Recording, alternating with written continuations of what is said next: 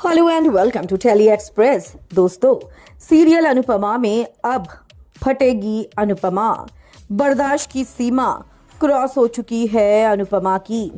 टूटी हुई अनुपमा पहले तो वापस जाने का फैसला लेगी और वो जाने लगेगी वापस। सामान पैक ही कर रही होगी कि मैं वापस इंडिया चली जाती हूँ, क्योंकि मैं अनुज, श्रुति और आद्या को परेशान नहीं करना चाहती हूँ।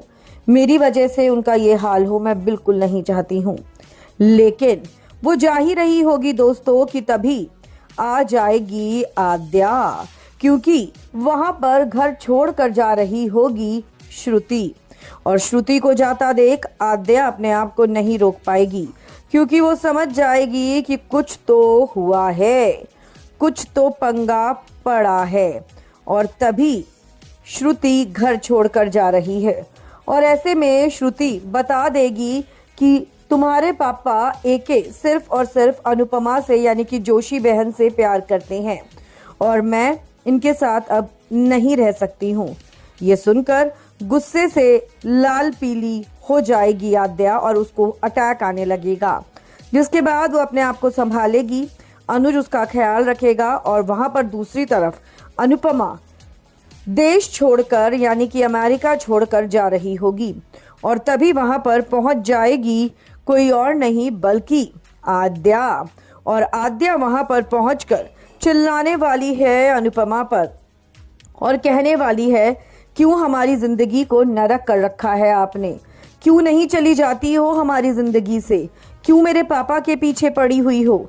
शर्म नहीं आती है आपको? कैसी सी हो? आपको अभी भी चैन नहीं पड़ा? इतने सालों के बाद फिर से हमारी जिंदगी में तूफान मचाने के लिए आ चुकी हो। क्यों मेरे पापा की और श्रुति की शादी नहीं होने दे रही? खुद तो छोड़कर चली गई थी सालों पहले, और अब जब मेरे पापा लाइफ में आगे मूव ऑन करना चाह रही हैं तो चाहती नहीं हो आप कि वो खुश रहें।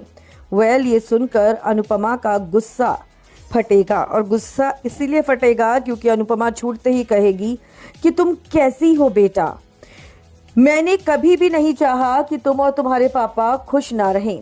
मैंने हमेशा तुम्हारी और उनकी खुशी ही चाही है, लेकिन तुमने कभी अपनी माँ को समझा ही नहीं और हमेशा मुझ पर फिजूल में इल्जाम लगाए। मैं अब तक चुप रही आद्या, क्योंकि मुझे ये लगता था कि कहीं ना कहीं तुम हर्ट हो, तुम परेशान हो, और मैं ये सोच रही थी कि मैं देश छोड़कर चली जाती हूँ। लेकिन अब मैं नहीं जाऊंगी, क्योंकि मुझे दिख गया है कि तुम दुखी या परेशान नहीं बल्कि तुम तो बदतमीज बन चुकी हो और तुम्हें मैं सही रास्ते पर ला कर रहूंगी, तुम्हें मैं सही संस्कार दे कर रहूंगी। तुम मेरी बेटी लगती ही नहीं हो। ऐसे में आद्या कह देगी, क्योंकि मैं आपकी बेटी हूं भी नहीं, जिसके बाद अनुपमा जड़ेगी उसके कान के नीचे एक जोरदार तमाचा और कहेगी कि अगर मैं नहीं होती तो तुम आज आद्या कपाड़िया नहीं होती। वेल दोस्तों, कहानी में अब आने वाला है बहुत बड़ा ट्विस्ट। गिड़गिड़ाने वाली अनुपमा अब उठाने वाली है बड़ा कदम। कितने एक्साइटेड हैं आप देखने के लिए? कमेंट्स में आप हमें जरूर लिखकर बताएं। वीडियो को लाइक और शेयर करना आप ना भूलें।